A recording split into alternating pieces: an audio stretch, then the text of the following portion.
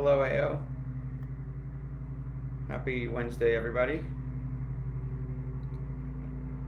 Sorry if there's any background noise. With my luck, I have the yard people outside right now. Alright, so let's get started.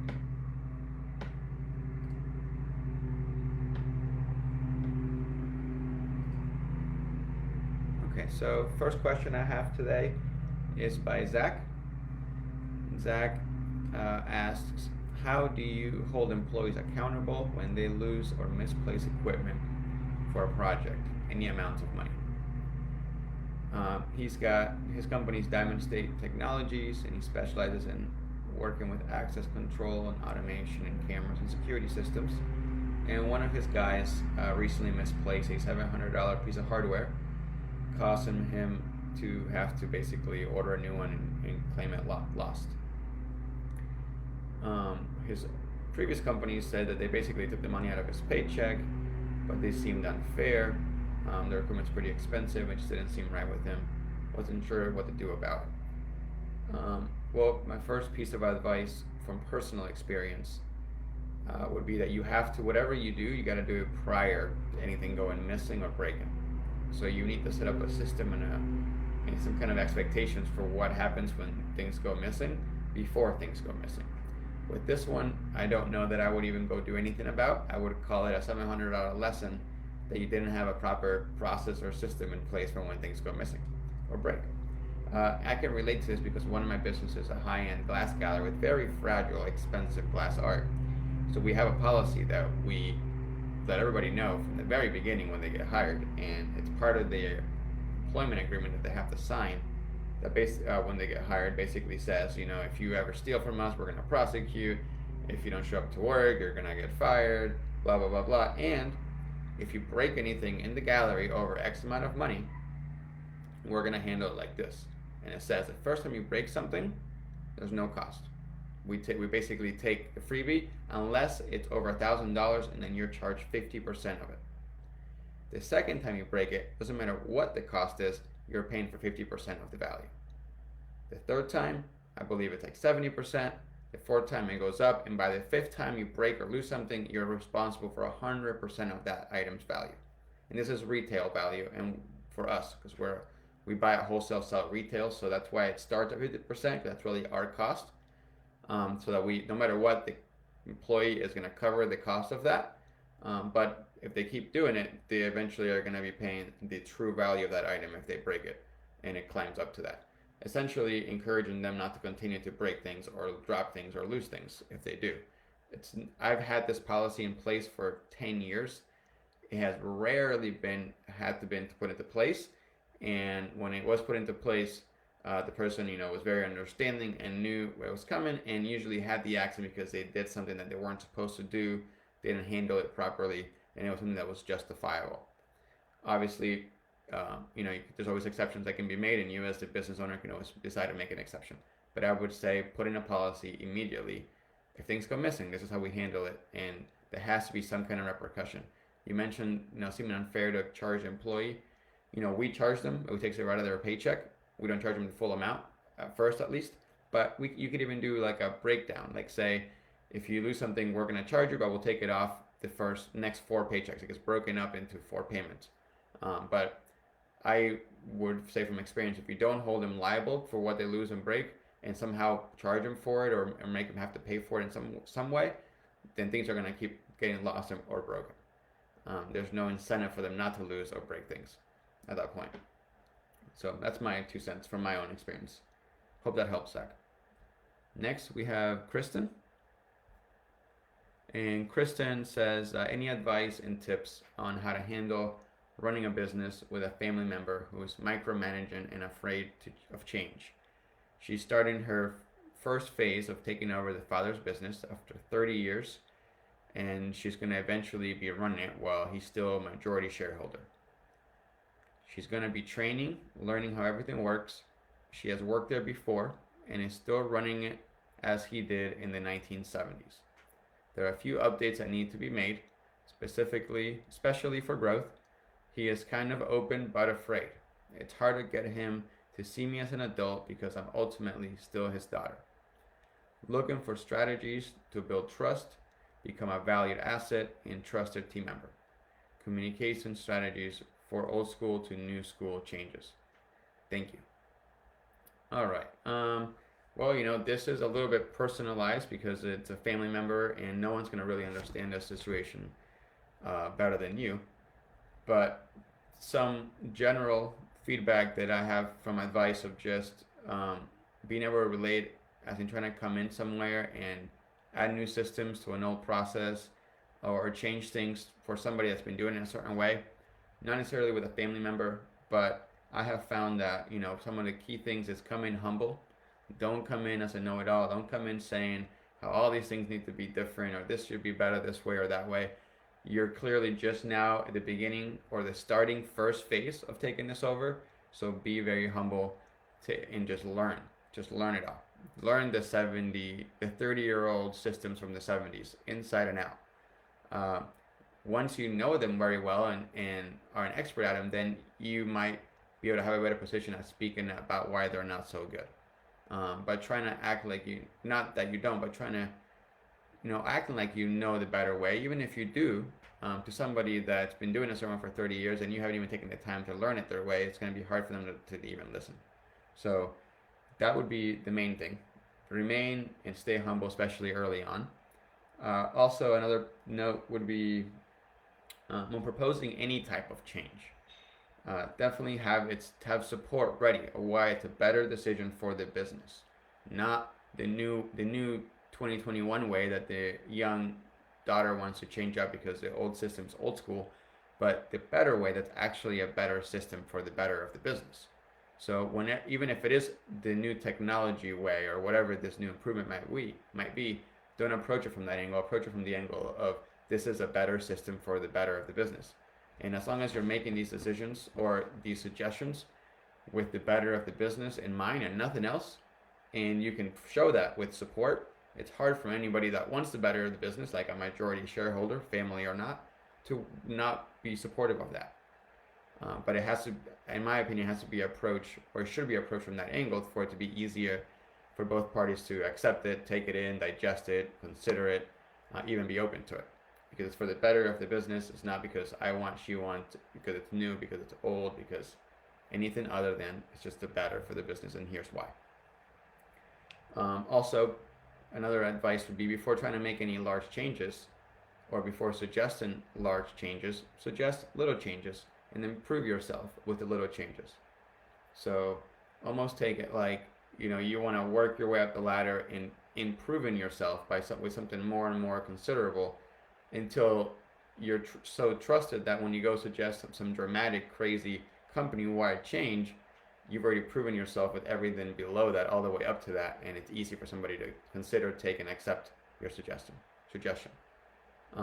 For some stupid example, just off the top of my head would be like, let's say you want to change company vehicles because they're not gas effective and you're going to save so much money in gas if you change company vehicles.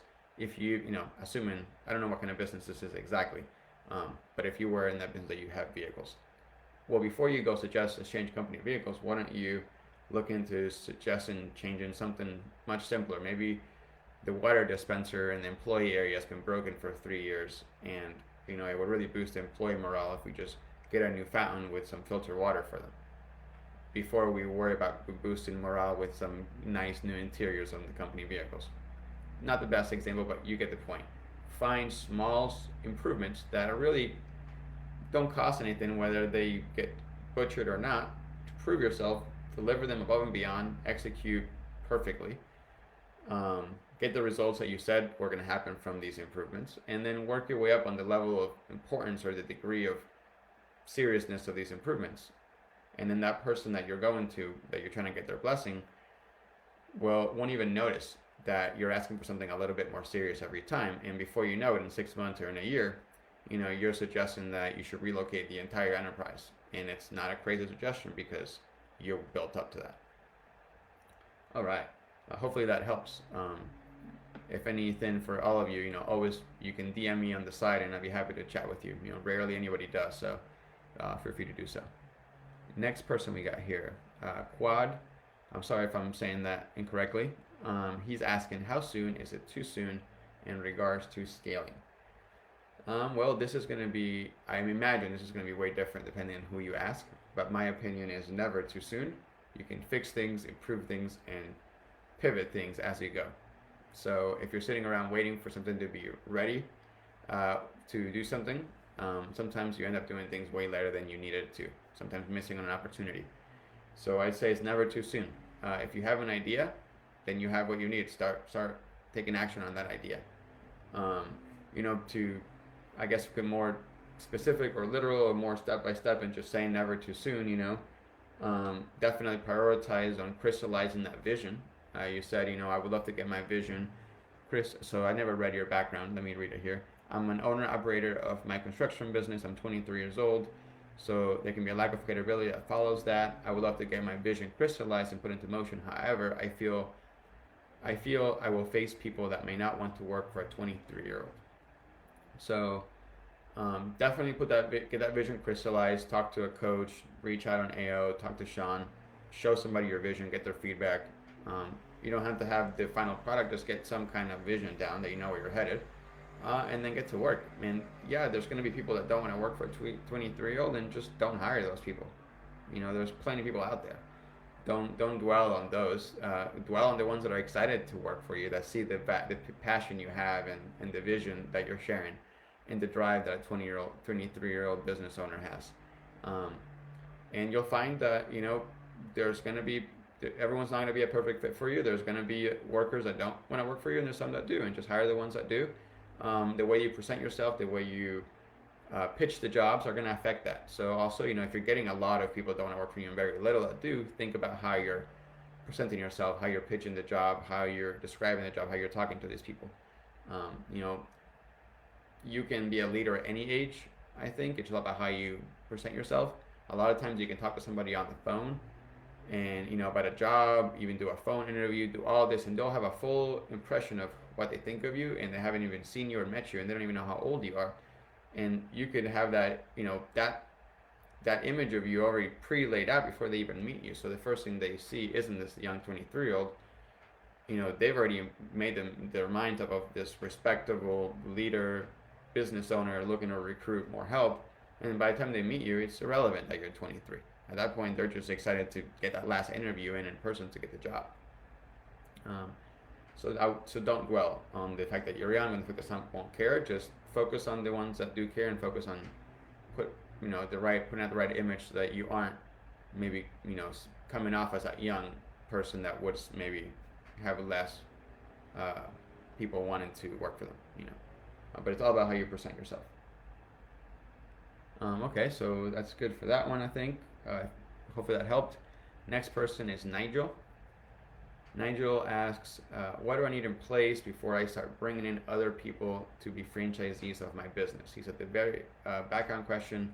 I'm at the very beginning of starting a chair massage business. My ultimate goal is to move this into a franchise. Well, super easy. That's super easy question. What you need to do is basically you need to read a book called The E-Myth. Well, I highly recommend, you don't need to, I highly recommend that you read a book called The E-Myth.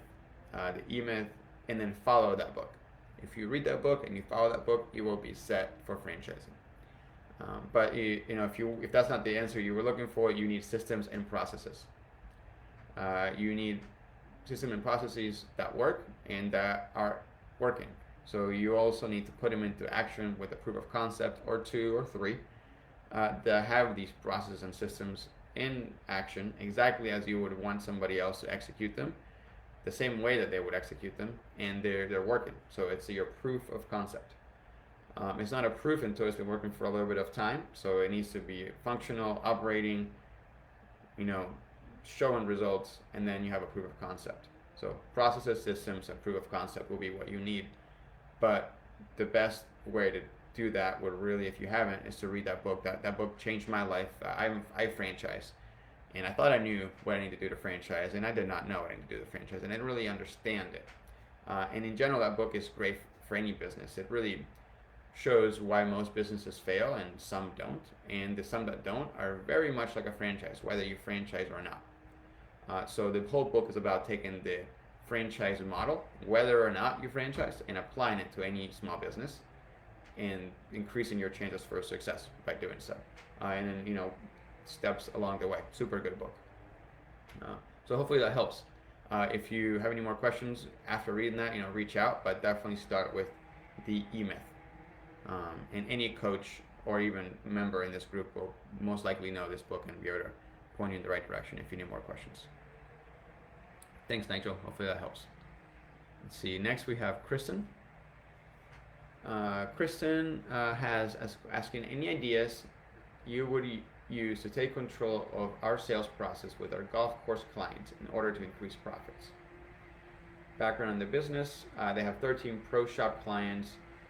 They basically deliver, set up, remove all products, stock new product, do the whole shebang, and they split it 85-15.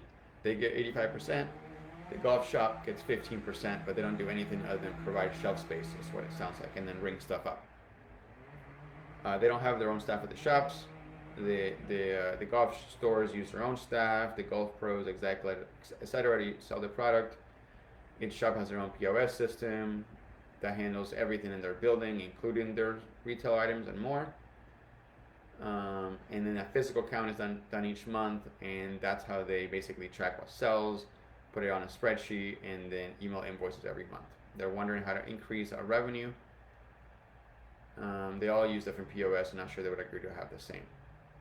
Open to ideas. All right, so obviously you've already touched on the fact that putting everybody on the same POS system would be a very easy way to be able to monitor and track all this in a way less time-consuming way and less costly way.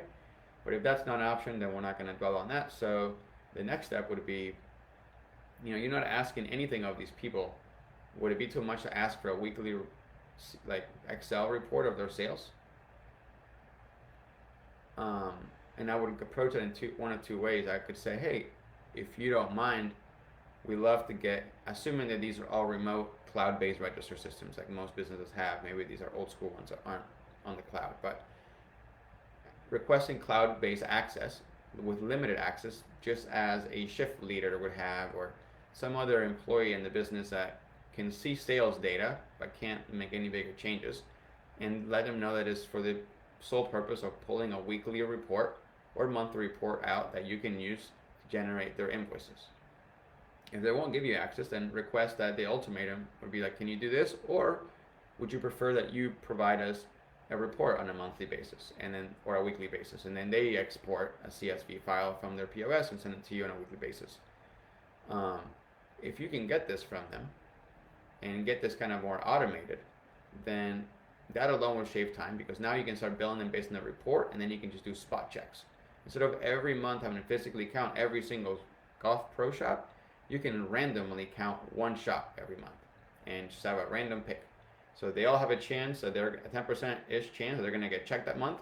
That's going to incentivize them to do their accurate reporting, so that they're not scheming you of royalties, but you're saving tenfolds on labor of going around counting inventory and then filling in the spreadsheets and then sending them out, because you're the one receiving them. That's one idea. That's probably like the best thing I can think of, right off the bat. Another, let's see. So another way would be to, have a way of knowing, like, where's all this product? No, that wouldn't work either. You're gonna have to get some kind of report from them. There's no way around it unless you physically go count, which is extremely ineffective. If all of these products were maybe on a single shelf or on a single cabinet, it would be pretty cost effective, or pretty cheap to set up a little webcam that's pointing at this cabinet with live feed that you have access to, and you can monitor the inventory live from a camera from your office. If it's all easy to see on like a clean shelf or one cabinet, if it's all over a store, that's going to be impossible. That's another idea. I have an art studio where we have a live webcam that points at the spot where the artists work, so that anybody can chime in on our website and watch them. And so a similar thing can be used for you to have live access to count inventory from an office.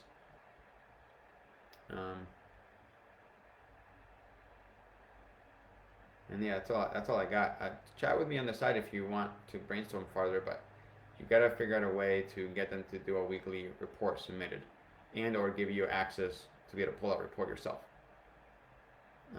And then that's gonna save a tremendous amount of time. And you can maybe incentivize them by, like, it might be worth to say, hey, we'll give you 17% split, and we'll take 83%, but now you got to give us a weekly report. That 2% is going to be way less than what you're going to save in having to drive to all these locations on a monthly basis and do full inventory checks versus just spot checks. Hopefully that helps. That's my last question for the day. Thanks, everybody. I appreciate doing these things. It's fun for me, so hopefully I'll keep getting better at it. Reach out if you have any other questions. Everyone have a good day. Take care.